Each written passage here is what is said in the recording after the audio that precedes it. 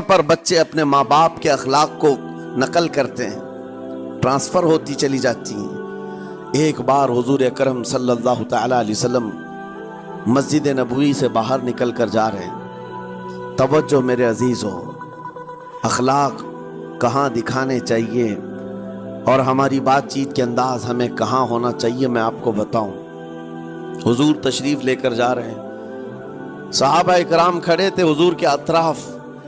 مدینہ طیبہ کی ایک بوڑھی خاتون جس کا ذہنی توازن کھویا ہوا ہے، یعنی وہ دماغی طور پر ڈسیبل ہے، اور وہ آئی جا رہی تھی۔ لوگ جب بھی اس کو دیکھتے راستہ کاٹ لیتے، وہ جس کو بھی پکڑتی تھی سنانا شروع کرتی تھی، جو منہ میں آئے بکنے لگ جائے، اور لوگوں کو تنگی محسوس ہونے لگتی۔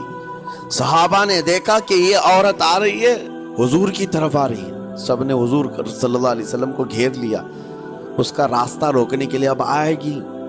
اور نبی کریم صلی اللہ علیہ وسلم کے پاس اگر زبان درازی کرنے لگ جائے، پاگل عورت ہے، اور بک بک کرنے لگ جائے، حضور پاک صلی اللہ علیہ وسلم کے ادب میں کہیں کمی نہ آ جائے۔ صحابہ کا یہ ہمیشہ اہتمام رہتا۔ حضور اکرم صلی اللہ علیہ وسلم نے دیکھا تو صحابہ سے کہا، ہٹ جاؤ، اس کو آنے دو، ہٹ جاؤ، اس کا راستہ چھوڑ دو۔ صحابہ نے کہا، یا رسول اللہ صلی اللہ علیہ وسلم، اس کا ذہنی توازن ٹھیک نہیں ہے، دماغی طور پر وہ عورت ٹھیک نہیں ہے، وہ آئے گی اور لمبی باتیں کرتی ہے، لا یعنی باتیں کرتی ہے، کہیں آپ کی شان پاک میں کوئی گستاخی نہ ہو جائے۔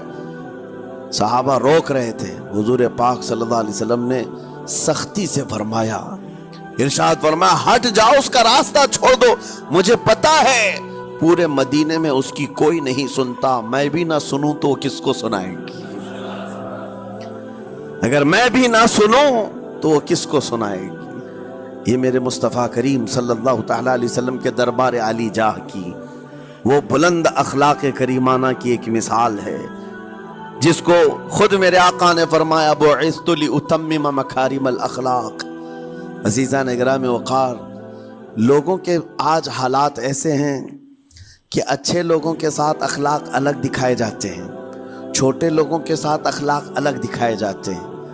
سٹیٹس کا آدمی ہو تو اس کے ساتھ ملنے کے طریقے الگ ہیں، اور غریب کوئی آ جائے، فقیر کوئی آ جائے تو اس سے ملنے کا انداز الگ ہو جائے۔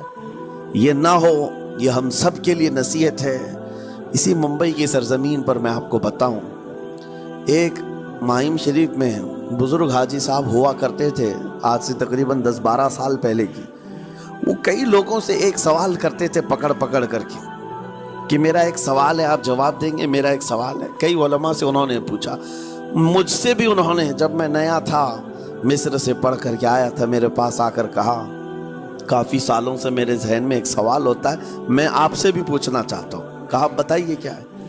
کہا، میں حضور سرکار مجاہد ملت رحمت اللہ علیہ کا مرید ہوں، علامہ حبیب الرحمن مجاہد ملت، رئیس اعظم اڑیسہ، جن کے خدمات جلیلہ آج ہو سکتا ہے نئی جنریشن کو نہ معلوم ہو، ان کا لقب ہے مجاہد ملت، جنہوں نے سنیت کی بقا کے لیے اپنا تن من دھن سب قربان کیا تھا۔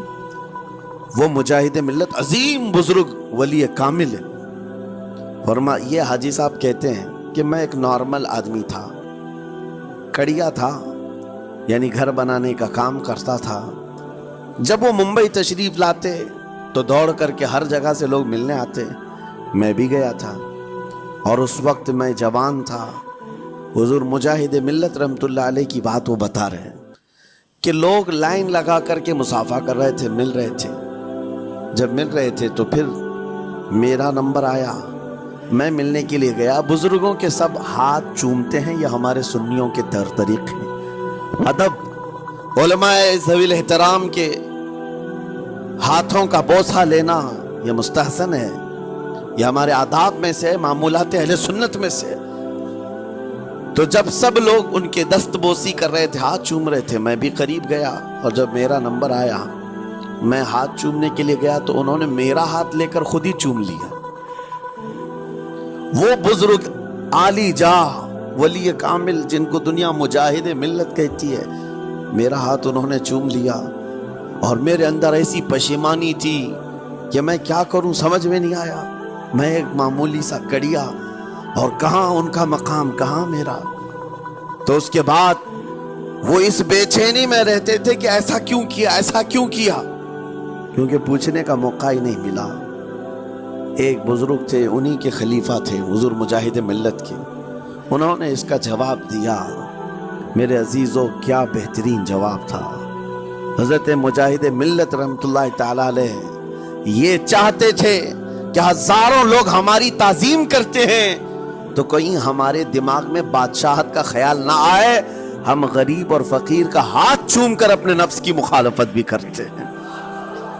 اخلاق کریمانہ دکھانے کے لیے اسٹیٹس والوں کے ساتھ ہی نہیں, غربا فقراء کے ساتھ بھی وہ اخلاق ہو.